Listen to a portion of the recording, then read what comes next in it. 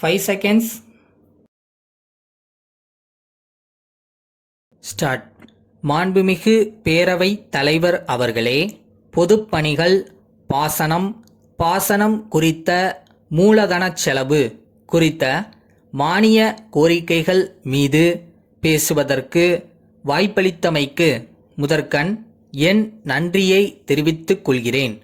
தமிழ்நாட்டின் நீர்ப்பாசன முறைகளை சிறப்படைய செய்வதற்கான வகையில் பல்வேறு அணைக்கட்டு திட்டங்களை நிறைவேற்றுவதற்கான முயற்சிகள் தமிழக அரசால் மேற்கொள்ளப்பட்டிருப்பது பாராட்டுக்குரியதாகும்.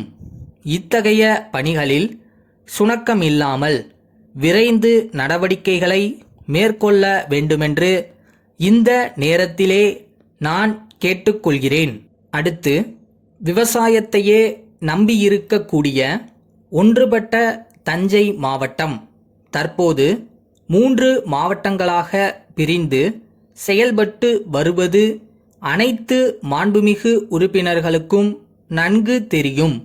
தஞ்சை, நாகை, திருவாரூர் மாவட்ட விவசாயிகளுக்கு அடிப்படை ஆதாரமாக இருக்கின்ற காவிரி நதி நீர் பிரச்சினைக்கு நிரந்தரமான தீர்வு காண வேண்டுமென்று பல்வேறு காலகட்டங்களில் வலியுறுத்தி சொல்லப்பட்டிருக்கிறது. இருந்தாலும் கூட இதுவரை ஒரு நிரந்தர தீர்வு ஏற்படாதது விவசாயிகளிடையே நம்பிக்கையின்மையை ஏற்படுத்துகின்றது. நம்முடைய தமிழக முதல்வர் அவர்கள் இந்த பிரச்சனையில் தீர்வு காண பல்வேறு முயற்சிகளை மேற்கொண்டிருக்கின்றார்கள். அந்த முயற்சிகளிலே அவர் வெற்றி பெற வேண்டுமென்று நான் வாழ்த்த கடமைப்பட்டிருக்கிறேன். அடுத்து, தமிழ்நாட்டில் அனைத்து மாவட்டங்களிலும் உள்ள குளங்கள், ஏரிகள் மற்றும் மற்றைய நீர்ப்பாசன ஆதாரங்கள் தூர்ந்துவிட்டன என்ற செய்தி பல்வேறு உறுப்பினர்களால் தெரிவிக்கப்பட்டது. இத்தகைய நீர்ப்பாசன ஆதாரங்களையெல்லாம் குடிமராமத்து வாயிலாக தூர்வாரும் முயற்சிகளை அரசு மேற்கொள்ள வேண்டுமென்று நான் கேட்டுக்கொள்கிறேன். ஏரிகள், குளங்கள் அடிக்கடி மராமத்து செய்யப்படாமல் இருக்கின்ற காரணத்தால் ஆயக்கட்டு பகுதிகள் மிகவும் பாதிக்கப்படுகின்றன என்பதை கருத்திற்கொண்டு தக்க நடவடிக்கைகள் உடனடியாக எடுக்கப்பட வேண்டும். அடுத்து, நிலத்தடி நீர் கணிசமான அளவிற்கு குறைந்துவிட்டது என்று பல பகுதிகளிலும் சொல்லப்படுகிறது. எனவே நிலத்தடி நீரை அதிகரிப்பதற்கு என்று வல்லுநர்களை கொண்டு ஒரு சிறப்பு திட்டத்தை தயாரிக்க உரிய முயற்சிகளை அரசு மேற்கொள்ள வேண்டுமென்று கேட்டுக்கொள்கிறேன்.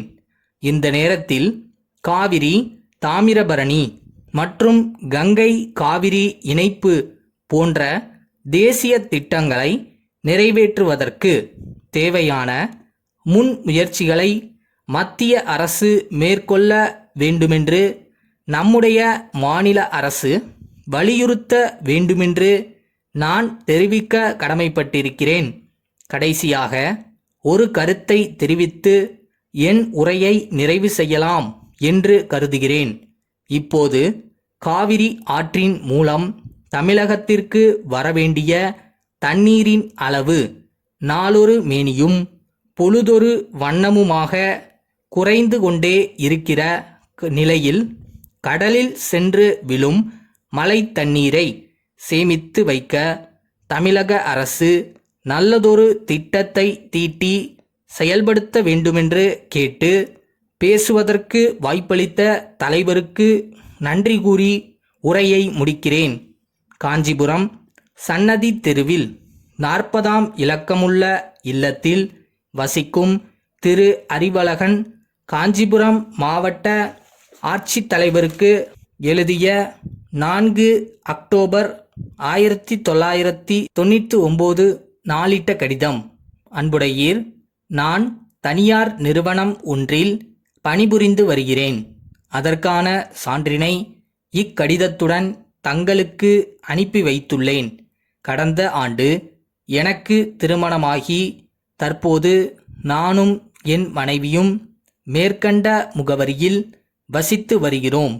திருமணம் ஆகாத நிலையில் எனக்கு குடும்ப அட்டையின் தேவை எழவில்லை. திருமணமான பிறகு அத்தியாவசிய பொருட்கள் பெறுவதற்கு குடும்ப அட்டை தேவைப்படுவதால் சம்பந்தப்பட்ட அலுவலருக்கு குடும்ப அட்டை வழங்கிட ஆவண செய்ய வேண்டுமென்று மனு செய்து 9 மாதங்கள் ஆகியும் குடும்ப அட்டை இதுவரை கிடைக்கப் பெறவில்லை.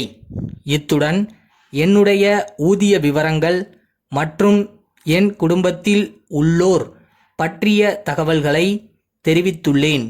மேலும் தங்களுக்கு ஏதேனும் விவரங்கள் தேவைப்படின் அவற்றை அளித்திட தயாராக இருக்கிறேன்.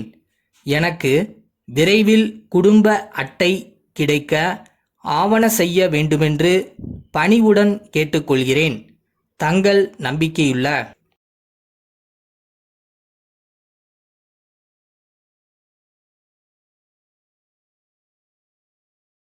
உங்களோட பாசிட்டிவான சிந்தனை, தன்னம்பிக்கை இதுதான் உங்களை வெற்றியை நோக்கி கூட்டிட்டு போகும். நீங்க நினைச்சா எதை வேணாலும் சாதிக்கவும் முடியும்.